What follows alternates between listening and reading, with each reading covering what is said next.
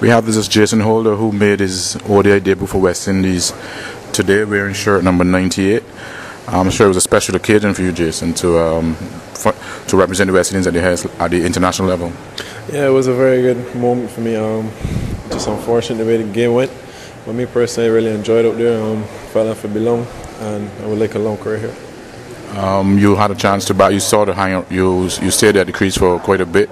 You didn't get a big score. Nobody got a big score, but I'm sure you're kind of happy with the time in the middle. You seem to be ball seemed to hit the middle of the bat.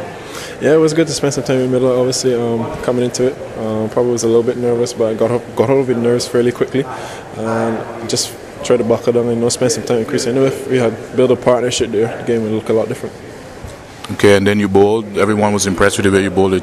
Television commentators were saying that you look like you could be someone special in West Indies cricket, and you managed to get the only wicket in West Indies. Talk us a bit through your bowling.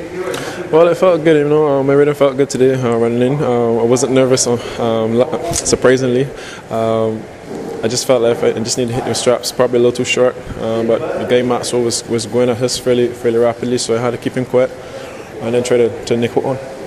The Australians bowled really well on the pitch. They got the ball to swing and they got it to bounce.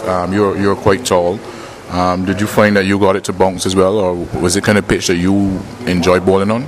Yeah, the pitch offers some assistance for my height and my type of bowling. Obviously, the ball went through, and the bounce was very good. So just me hitting my straps probably a little bit full and jumping from a good length. Okay, and when you got your wicket, when you got the wicket caught behind by Thomas, it sure that felt good. Yeah, it was very good, coming into it and actually getting the wicket. Just as I said before, it's just unfortunate the way the game went. Hopefully we could come out on Sunday and put out a better show. There was a bit of delay in terms of actually getting the wicket. It was reviewed, and it took a while for the review to come back positive for you. But what was the wait like? What was it like waiting there for that decision? Well, I was pretty confident that he hit the ball, so I wasn't really too nervous about that. After seeing Snicko, it was the edge was a lot fainter than I thought. So at that point, I was probably a little bit nervous that the decision would have been going against me. But obviously, the guy did hit the ball, so it was good for me to get the wicket. What would you say you learned today? I mean, Australia, as I said, bowled well, and I guess you learn a bit from the way they bowl, the lengths they bowl.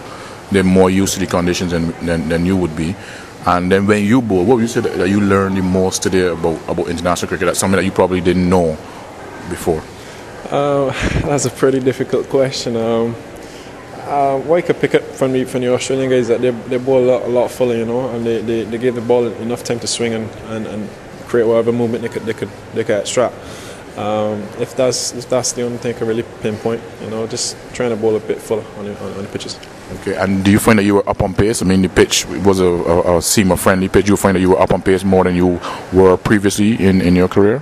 Yeah, as I said before, my rhythm felt really good. Obviously, I was able to look at on the screen and see my pace. It looked pretty good. So it's just about maintaining, and probably even better as the time goes on.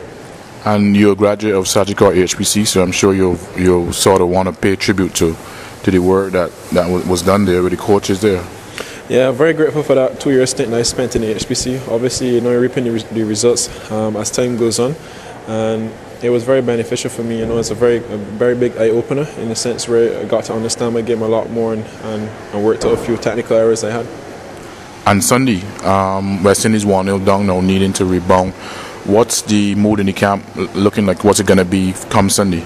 Well, obviously we just put it down as a bad day. It's just about rebounding from here now and picking ourselves up and going again. I'm not too disheartened the way the game went.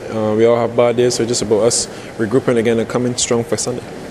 And my final question: after the game finished, you went to the nets, you put in some batting, and you also bowled a few balls. So I guess what was the reason that you decided that you go to the nets even though the game was completed? Well, behind the situation where I did today, I just felt like if I wasn't too sure when to step it up a bit, so I just went in the nets and tried to free up a bit more and try to play a bit more shots, getting accustomed to the pitches here a bit more. I mean, it's quite difficult going out there on these types of pitches that I've been batting on for the first time. So I just mainly trying to get more accustomed to the pitches so I could play accordingly. Okay, Jason, thank you very much. All right, thanks.